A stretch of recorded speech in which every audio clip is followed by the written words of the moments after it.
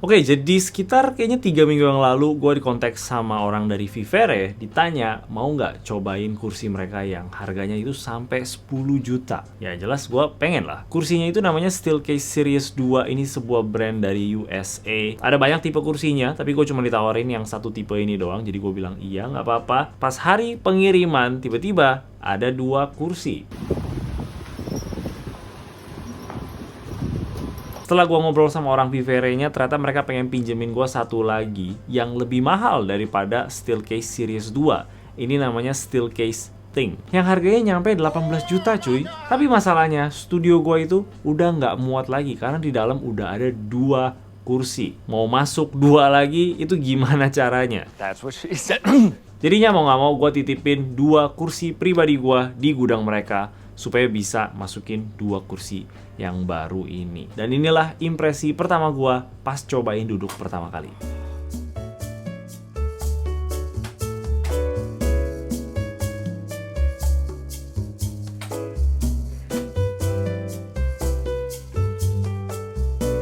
Mungkin ekspektasi gue ketinggian ya, karena harganya balik lagi lumayan premium. Tapi itu salah gue juga. Kayaknya gue berharap itu bisa sembuhin sakit pinggang gue gitu. Ternyata enggak. Tapi itu cuma impresi pertama doang. Sekarang gue udah pakai kursinya ini tiap hari selama kurang lebih kayaknya 3 minggu gitu deh kalau nggak salah. Dan gue punya beberapa hal yang gue suka dan juga beberapa hal yang gue kurang suka.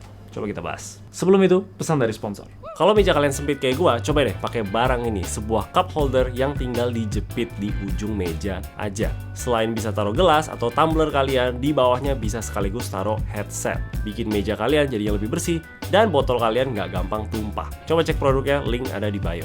Masih banyak lagi produk-produk menarik lainnya, jadi ayo cek MyNK Official dan pastiin kalian pakai kode ini untuk dapetin 10% diskon.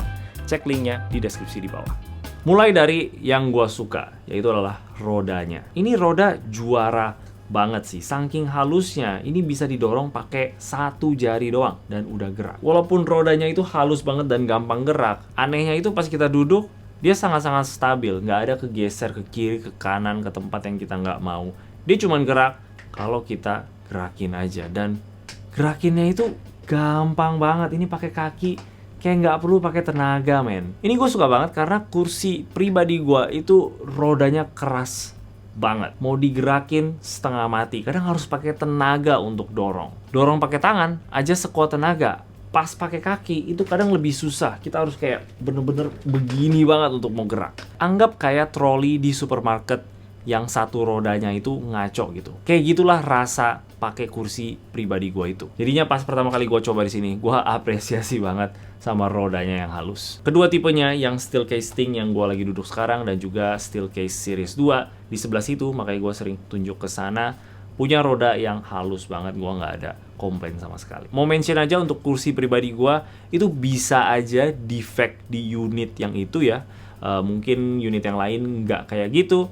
Gue juga kurang tahu, tapi ya itulah pengalaman yang gue ngalamin sama kursi gue itu. Hal yang kedua yang gue suka yaitu adalah armrestnya. Ini di adjustnya gampang banget dan banyak banget posisinya. Fleksibel, hampir bisa digerakin kemanapun, kecuali mungkin muter balik gitu ya. Tapi untuk posisi tangan mau bagaimanapun, terutama pas lagi ketik di atas meja, itu selalu nyaman banget. Bahannya empuk, nggak bakal kerasa sakit kalau kita taruh siku kita di sana. Dan juga satu hal yang gue notice itu adalah armrestnya ini sejajar banget gitu. Kiri dan kanan tingginya sama selama kita adjustnya itu di ketinggian yang sama ya.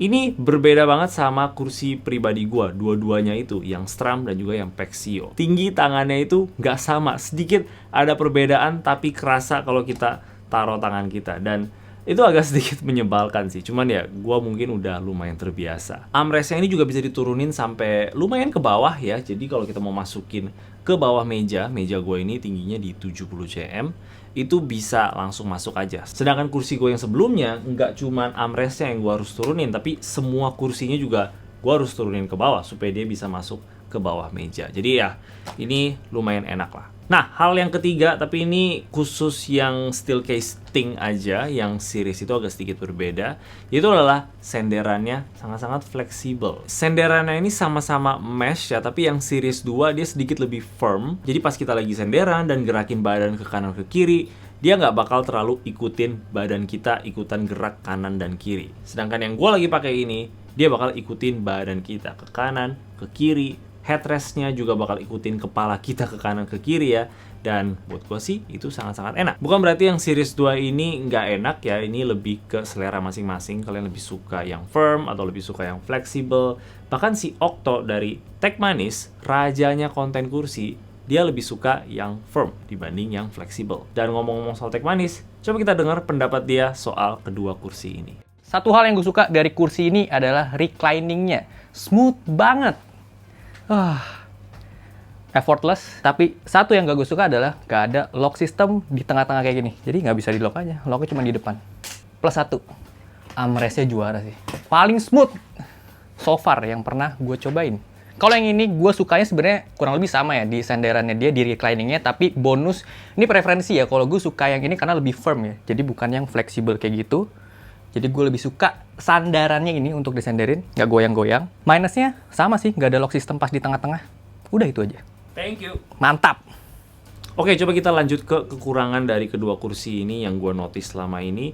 Dan gue juga sebenarnya setuju sama yang Octo bilang ya, walaupun reclining-nya itu sangat-sangat halus dan enak untuk kita sender-senderin, tapi sayangnya nggak bisa dikunci. Cuman bisa dikunci di posisi tegak kayak sekarang aja. Untuk komplain gue yang kedua, ini masih soal yang reclining-nya juga ya, yaitu adalah nggak terlalu ke belakang banget sih. Kayaknya sedikit nanggung gitu loh. Gue rasa kalau bisa satu step lagi ke belakang, bakal lebih enak untuk orang yang pengen selonjoran gitu. Misalkan pengen sambil senderan, main pakai controller gitu kan, lumayan enak. Kalau di sini agak sedikit kurang ke belakang aja sih. Jadi mungkin bisa dibilang kurang enak untuk orang yang suka santai-santaian di kursi. Yang sebenarnya gue suka lakuin, gue sering lakuin itu di kursi lama gue ya. Itu senderannya, gue inget banget itu lebih ke belakang lagi dibanding yang ini. Jadi gue lebih suka. Di sini untuk santai-santaian berarti agak sedikit kurang enak. Sejauh ini sih cuma dua itu aja yang gue kurang suka sama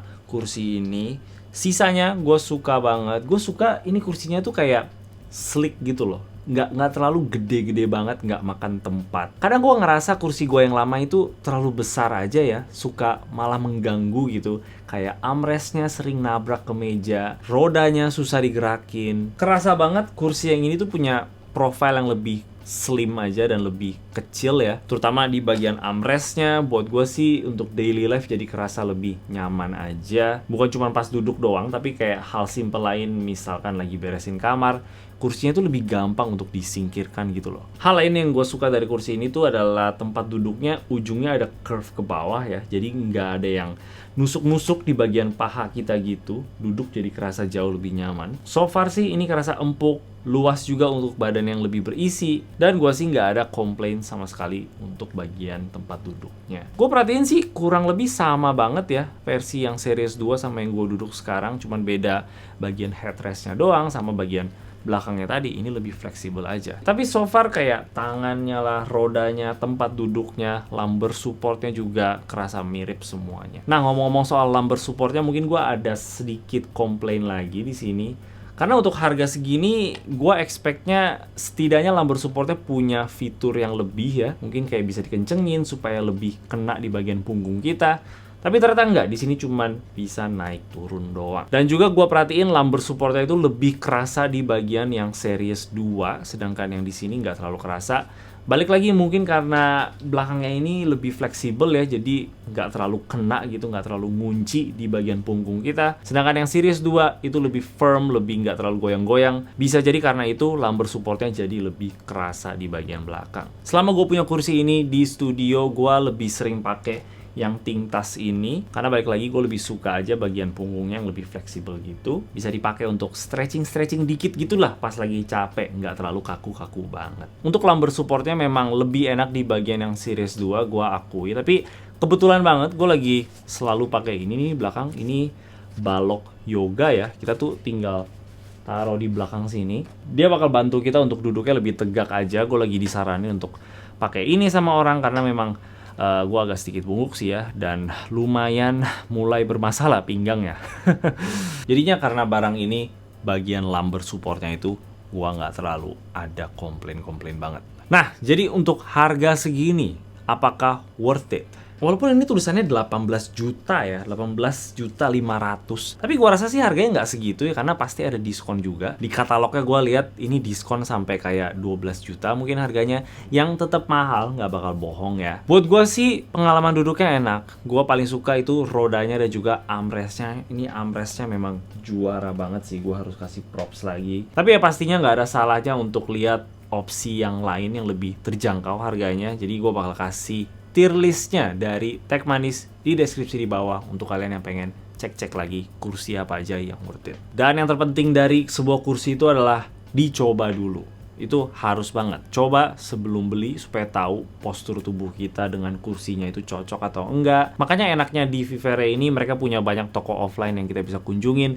dan cobain barang-barang mereka. Ada cabang di Jakarta, di Tangerang, di Surabaya, di Bali juga ada. Jadi kalau kalian di daerah situ juga dan tertarik pengen lihat-lihat katalog-katalognya Vivere, ya tinggal datengin aja. Lebih baik dicoba dulu sebelum kalian beli. Oke, jadi itulah kedua kursi dari Steelcase. Kalau ada dari kalian yang tertarik, gue bakal kasih linknya di bawah. Dan juga ini, balok yoga ini, gue juga sangat-sangat rekomen untuk kalian yang pengen benerin postur tubuh juga. Sangat-sangat murah, gue juga bakal kasih linknya di bawah. Oke, itu aja dari gue. Kalau kalian suka sama video ini, boleh kasih like dan juga subscribe. Thank you udah nonton. Bye-bye.